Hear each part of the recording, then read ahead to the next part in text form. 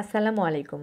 দুশোস নিউজে আমন্ত্রণ জানাচ্ছি। আমি শারমিন খানম পপি। আশা রাখি যে যেখানে আছেন ভালো আছেন, সুস্থ আছেন।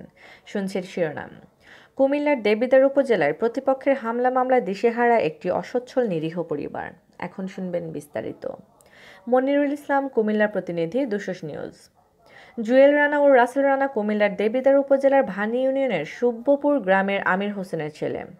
একের পর এক প্রতিপক্ষের হামলা মামলায় দিশেহারা হয়ে পড়েছে পরিবারটি।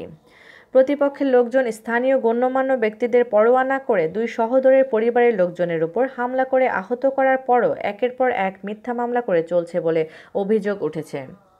স্থানীয় সূত্রে ও মামলার এজাহারে জানা যায়, দুই সহোদরের পিতা ৬০ বছর বয়সী আমির হোসেন নিজের পুকুরে পানি সেচ করার অবস্থায় ১৩ ফেব্রুয়ারি রাত ৮টার সময় প্রতিপক্ষ আবু মুসা ও আবু ইউসুফ লোকজন নিয়ে এসে বৃদ্ধ আমির হোসেনের ওপর অতর্কিত হামলা করে।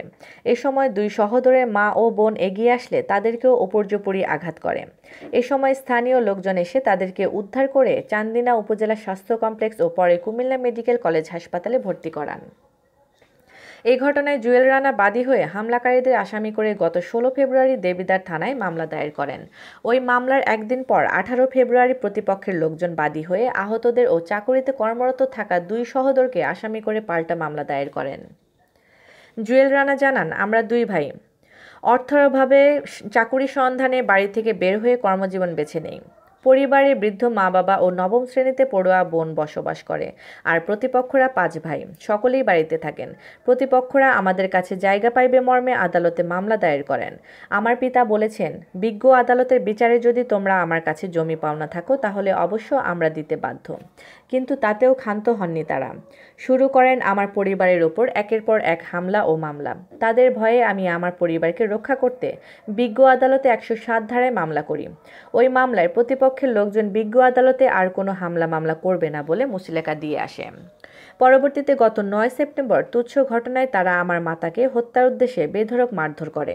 ওই ঘটনায় পিবিআই তদন্ত করে সত্যতা পেয়ে বিজ্ঞ আদালতে তদন্ত প্রতিবেদন দেন।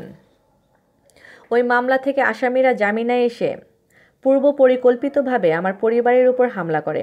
ওই হামলার ঘটনায় গত ১৬ ফেব্রুয়ারি আমরা থানায় মামলা দায়ের করার পর ১৮ ফেব্রুয়ারি তারা আমরা কর্মস্থলে থাকা দুই ভাই হাসপাতালে ভর্তি থাকা আমার পিতাকে আসামি করে মিথ্যা মামলা দায়ের করেন। ইতিপূর্বে তারা আরও এমন মিথ্যা মামলা করে আমাদের হয়রানি করে আসছে। জুয়েল রানা হতাশ হয়ে বলেন, তারাই হামলা করে আবার তারাই মিথ্যা মামলা করে চলছে।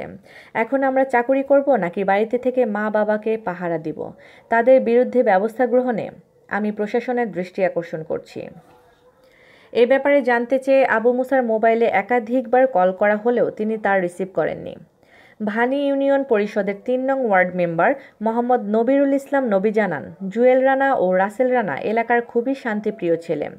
তারা চাকুরি করার সুবাদে এক ভাই ঢাকা, আরেক ভাই কুমিল্লাতে থাকে। তাদের উপর যে ঘটনাগুলো হচ্ছে তা খুবই দুঃখজনক। জায়গা সম্পত্তির বিষয়ে আবু মুসা ইউনুস মিয়ারা যে অভিযোগ করেছেন, আমরা চেয়েছিলাম এলাকায় বসে তা মীমাংসা করে দেই। তাতে জুয়েল রানারা রাজিও ছিল, কিন্তু রাজি হয়নি প্রতিপক্ষরা। তারা বাড়িতেও থাকে না, তারপরও তাদেরকে মামলায় জড়িয়ে দিচ্ছে।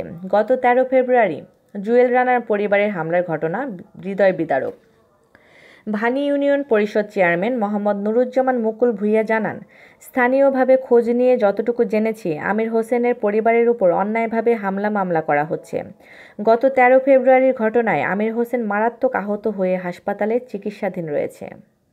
এই ছিল এখনকার মতো সংবাদ। এতক্ষণ আমাদের সঙ্গে থাকার জন্য ধন্যবাদ। আমাদের পরবর্তী দুশোস নিউজ শোনার আমন্ত্রণ জানিয়ে শেষ করছি। শুভরাত্রি।